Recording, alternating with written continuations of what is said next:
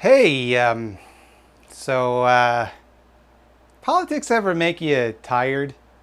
You ever just feel like, why do I gotta talk about this? Why do I have to weigh in on this argument where one side is saying something entirely uncontroversial, something self-evident and rational, and the other side just makes up some reason to be mad about it based on nothing, and we have to take them seriously? Like, it's so clear when they're just constructing a nonsense narrative and every aching bone in your body is telling you not to engage that engaging it just feeds it. It always somehow still builds to a point where you just can't ignore it. Like, you know it's pointless. You know this is what your opponent wants. They want to waste your time on the most tedious bullshit they can cook up. But you know that it's dangerous to just let it stand. Like, if nobody just steps in and says, oh, don't listen to that, that's a dangerous thing to believe, then people will get hurt.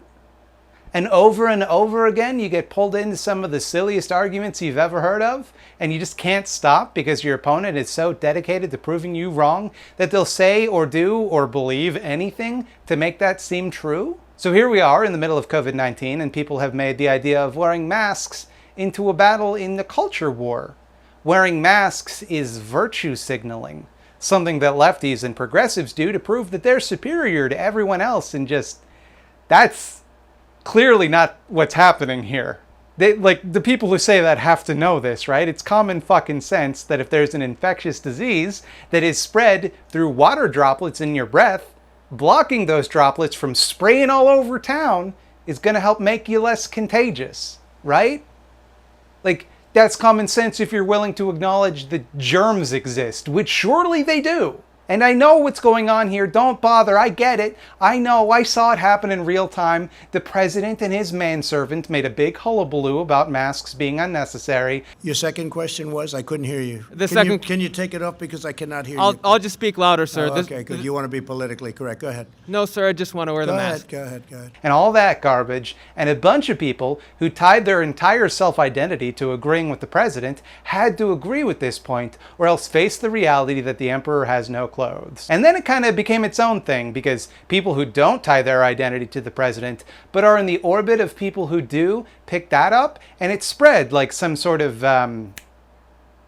it spread like a butter. I get it, it's frustrating, but that's just the way things are now. We've been living in this post-truth world for so long that we've all kind of become numb to it. Anytime something newsworthy happens, anytime the response to a tragedy or danger is made clear to us, there's always this group of bad actors who come around and confuse the issue. They jump in and create a narrative that what we see in front of our eyes is a lie or a trick, and a bunch of people willfully choose to believe it. There's no standard of evidence anymore. There's nothing that we can agree on. You can watch a murder happen on videotape. You can have eyewitnesses corroborate the story. Something can happen in broad daylight around hundreds of people, and none of it matters. People just pick and choose what they believe based on whatever version of events matches their preconceived ideas. And how do you even have a conversation with someone like that? How do you find common ground with someone like that? And why must everything fall along these lines? How did we get to a point where ideologically inert things like dyeing your hair, or what difficulty setting you use in a video game, or what fucking cartoons you watch become politicized? And do you ever just step back and realize that so much of what we call politics, it's just a huge waste of time? And I don't mean it because it's a waste of time to stand up for yourselves, to fight back against the insidious bigotry of the way these dinglings dog whistle their hatred of queer people by pretending it's just about estrogen and soy, or how shrill a person's voice is, or whether or not giving a woman wide shoulders in a cartoon is somehow indoctrinating our kids. Indoctrinating them to what? To think it's okay for women to not be sex dolls? Because I'm pretty okay with that, actually. That's not what the show's going to be about. It's going to be about sending a good message to children. Oh, okay. Like how they turned Spinnerella into a fat chick whose superpower is farting. Please, someone think of the children and the negative message they're getting. That women can be fat. I'm not blaming us for wasting our time. We have to waste our time. We're being made to waste our time. The fact that these arguments are boneheaded is the entire purpose of them. To keep us chasing our tails, debating the same ignorant bullshit over and over, because if we moved past it, we'd start to question things which those in power would prefer we did not call attention to. Let me give you an example of how this works. You got a guy like the Quartering, one of the most repulsive figures of the online Chudosphere. He'll make some video about how the new She-Ra cartoon having a gay kiss in it is brainwashing kids or forcing an agenda onto them. I don't know if he said that. I'm not trying to imply he did. Intellectual giants on the far left who already knew that She-Ra was going to be some sort of LGBTQ propaganda piece. It's just the type of garbage he does say. It's a hypothetical, because in reality, he doesn't have the courage to say that out loud. He just has to imply it in a way that gives him plausible deniability.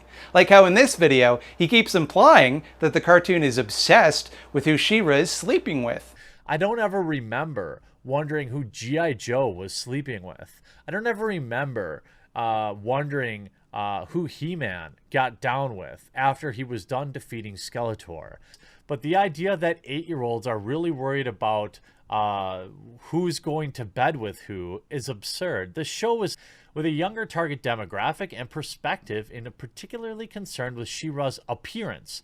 Nor should it be. But they should be concerned with who she sleeps with. Now, to me, whether or not a character is good-looking being a bad thing, while obsessing over who they're sleeping with as being more important for a children's cartoon is, I don't know, a little spicy. An agenda exists here, and it is obvious. Okay, if you're going to tell me this is a children's cartoon, well, then you open yourself up into the people that I could understand how they think this way. That, you know, why is it important in a children's cartoon which characters are sleeping with the other characters? And like, nah, dude.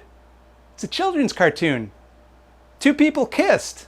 Batman kissed Catwoman in the cartoons I watched as a kid. That didn't cause a moral panic. Nobody said the show is obsessed with who Batman is sleeping with. Nobody thought there was anything sexual to it at all. When you say that there's an agenda to that, there's a very clear history of people using that exact phrase to suggest that gay people are pedophiles. And whether or not you say those words out loud, that is the message you're sending, and it's just so fucking clear to everybody. And holy shit, here I am in a discussion about how these numbnuts waste your time with bullshit, and I can't help but get sucked in.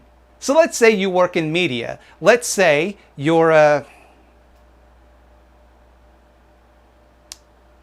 bread tuber. Hello, darkness, my old friend. I've come. Or maybe you're a commentator, or hell, you're just somebody with a lot of Twitter followers. You're left with a choice, right? I mean, clearly, this is not worth engaging because it's just giving him the discourse he wants. It's giving him the attention. You're not going to convince him. You probably won't convince people in his audience either because they don't really believe it. They just want to say it because it makes you mad. And a bunch of people in your audience are going to be bummed out by being exposed to this kind of bullshit. But you can't really let it sit either. You can't let something like that go unchallenged, because the more often people say things like that and aren't challenged, the more normalized that type of rhetoric becomes. Someone has to argue with him, if for no other reason than to show that people will argue with him, to demonstrate that there are queer people and allies of queer people who won't just take that kind of toxicity without a fight. And so he could just devour your time and energy. Nom, nom, nom, nom, nom, more. You can spend whole days pushing back against the idea that 2 women kissing in a cartoon is some insidious propaganda. Explaining that 2 women kissing is actually like super normal. Like a completely regular thing that happens all the time. And even within our extremely cis-heteronormative society, we've all agreed with that fact for decades. We're well past this. If I walk down the street, I see 2 women, 2 men, or a couple with all sorts of genders kissing, I don't think twice about it. It never occurs to me that they're just doing it to trick me or my kids. We shouldn't, any longer, have to argue that point. It's settled, and he knows that he has no chance of changing that. So long as we're willing to waste our time shutting him down. The thing is, Time is finite. And if they keep wasting our time, eventually there are fights we don't have time to show up for, and they win by default. That's why arguments online feel like a Zerg rush of the shittiest, most self-evidently wrong ideas. Because the goal isn't to convince you. The goal isn't to change your mind. It's to exhaust you. It's to make you say, well, fuck this, and just go play Animal Crossing. And folks, we're the online left. All we do is argue. This should be our domain. We should be able to waste their time way better than they waste ours. Look, go into their menchies and just have a discussion about whether or not Karl Marx made a distinction between communism and socialism. Have that incredibly long and boring tweet thread with them instead of us. Waste their time with it. You're gonna do it anyway.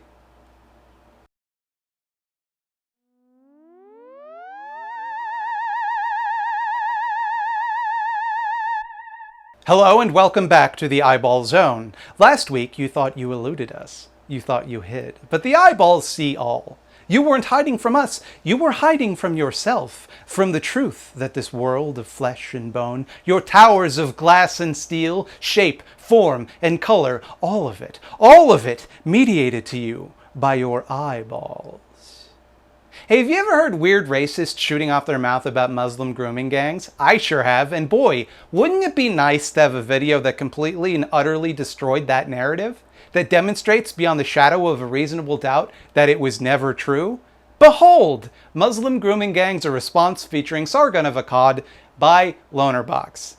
This is a Sean Skull level debunking, and I don't ever want to see people talk about this issue again without having this video shoved directly into their faces. Fantastic work. And lo, another eyeball approacheth. I didn't do one last week, so I'm gonna do an extra one now. Maybe you don't want a dry assessment of the facts. Maybe you want a goofy, comedic, and non-judgmental look at the underlying logic of the right's personal responsibility narrative. Lucky Black Cat did that video I'm describing. She talks about how there is a kernel of truth to what she calls radical responsibility, but it stubbornly ignores larger causal factors, like, for example, the institutionalized racism or sexism are two examples you could use. Instructions for how to entomb yourself within the embrace of Lord Oculon can be found in the description of this video, but be warned that when you gaze into the eyeballs gaze back into you. And that's the end of the video, and you know what that means. You're allowed to press the like button. I give you my permission to do that. And you're also allowed to subscribe. I'm feeling very generous today. I will let you subscribe and like the video, but also that's not all. I hereby give you my permission to go to patreon.com/thoughtslime, and if you find yourself in a good financial position where you're able to, you can, but by no means are required to give me like $1 if you want. I have many dollars at the moment. I'm okay. But like most people, I try to get as many dollars as I can. Hey, if you want to hear me talk about horror movies, why don't you go on over to the youtube.com/scaredycatstv, because that's where I do that. I don't do it here, except sometimes when I do. Also, maybe you want to watch me play a video game. Guess what? You can do that on twitch.tv/thoughtslime every Thursday, 8 p.m. Eastern Standard Time. Duh!